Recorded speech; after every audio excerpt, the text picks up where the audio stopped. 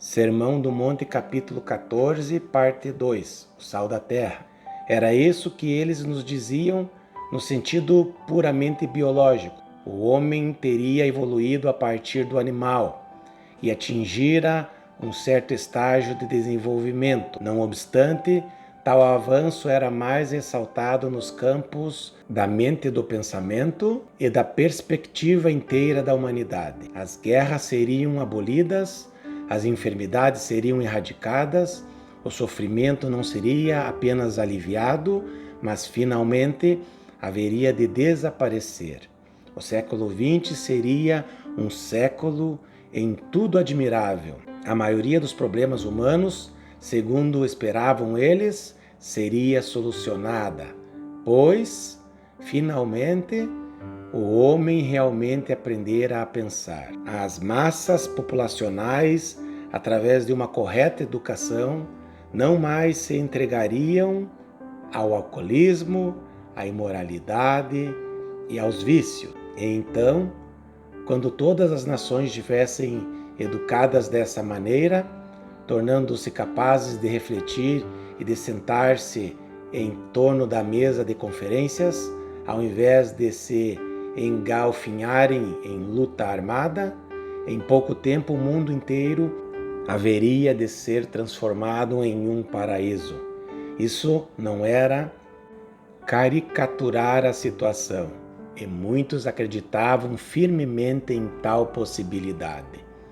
Mediante atos parlamentares e através de conferências internacionais, todos os grandes problemas do mundo encontrariam solução, porquanto agora, finalmente, o homem havia começado a usar a sua mentalidade. Em nossos próprios dias, entretanto, não são muitas as pessoas que continuam crendo nessa utopia.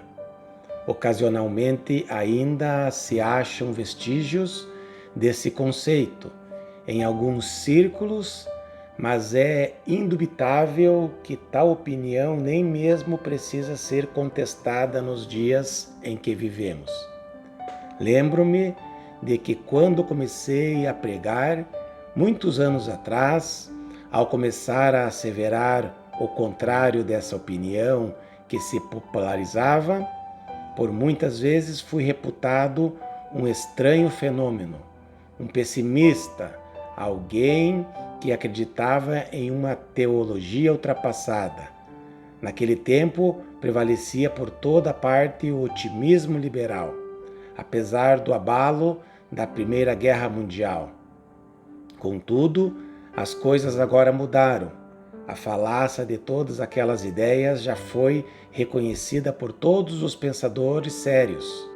E livro após livro é publicado com o intuito de derrubar por terra toda aquela confiante ideia de um inevitável progresso humano. Ora, a Bíblia sempre ensinou o que aqui expomos, conforme foi expresso tão perfeitamente por nosso Senhor, quando ele disse: Vós sois o sal da terra. O que isso nos leva a compreender? Essas palavras claramente subentendem a podridão desse mundo, subentendem a tendência à poluição e à imundícia mais ofensiva. Isso é o que a Bíblia tem a dizer sobre este mundo. O mundo é decaído, é pecaminoso e é mau. Inclina-se para a maldade e para o conflito armado. Assemelha-se à carne que tende por putrefazer-se e ficar poluída de germes. Parece-se com algo que só pode ser mantido puro através de preservativos ou antissépticos. Em resultado do pecado e da queda do homem, a vida no mundo em geral tende por piorar até ficar pútrida.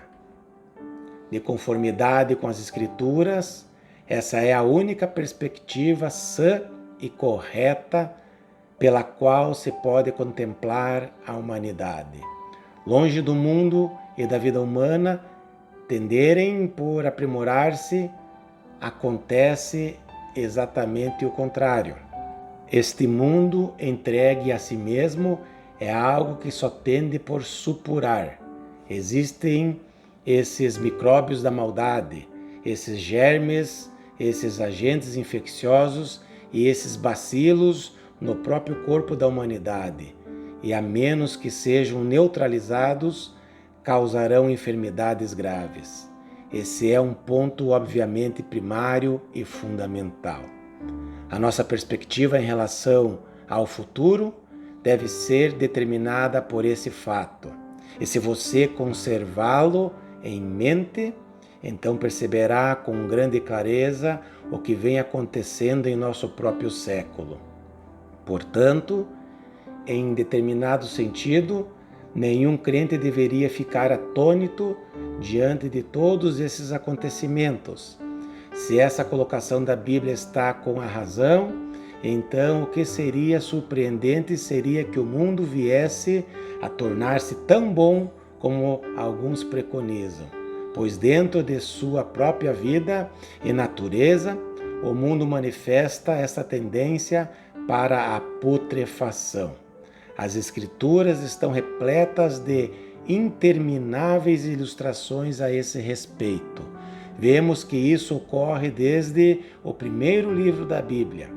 Embora Deus tenha criado um mundo perfeito, devido à entrada do pecado, começou a manifestar-se de imediato esse elemento de malignidade, de poluição. Leia-se Gênesis 6. E ali se ouvirá Deus dizendo: o meu espírito não agirá para sempre no homem, pois este é carnal, conforme está em Gênesis capítulo 6, verso 3. A poluição ficou tão densa que Deus teve de mandar o dilúvio. Após essa ocorrência, houve um novo começo. Mas esse mesmo princípio maligno continuou operando. E assim chegou a época de Sodoma e Gomorra, com sua pecaminosidade quase inconcebível. Essa é a narrativa que as Escrituras constantemente nos apresentam.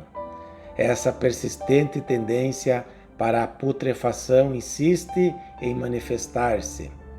Ora, como é evidente, isso deveria controlar toda a nossa maneira de pensar, bem como todas as nossas propostas concernentes à vida nesse mundo, e até mesmo em relação ao futuro. A pergunta que se manifesta tão teimosa nas mentes de um imenso número de pessoas nestes nossos dias é a seguinte: o que o futuro reserva para nós? E como é patente se não começarmos a manter essa doutrina bíblica bem no centro de nossa maneira de pensar, todas as nossas predições forçosamente serão falsas. O mundo é mau, pecaminoso e maligno, e qualquer otimismo com relação ao mundo não somente é uma atitude totalmente antibíblica, como também é contestada pela própria história do mundo. Examinemos, sem embargo, o segundo aspecto dessa declaração de Jesus. Aspecto esse ainda mais importante do que o primeiro. O que isso tem a dizer sobre o crente que vive no mundo, neste mundo que estamos considerando? Cristo disse que o crente é semelhante ao sal. Vós, e somente vós, pois essa é a ênfase do texto, sois o sal da terra. Que pretende dizer-nos tal afirmativa? A primeira coisa é precisamente aquilo de que temos sido relembrados ao considerarmos as bem-aventuranças. Precisamos ser diferentes dos homens deste mundo. Não temos necessidade alguma de repisar sobre esse ponto. É algo perfeitamente óbvio para nós. O sal é essencialmente diferente do material ao qual é aplicado e, em certo sentido, exerce todas as suas virtudes exatamente por causa dessa diferença. É conforme o nosso Senhor exprimiu aqui. Ora, se o sal vier a ser insípido, como lhe restaurar o sabor?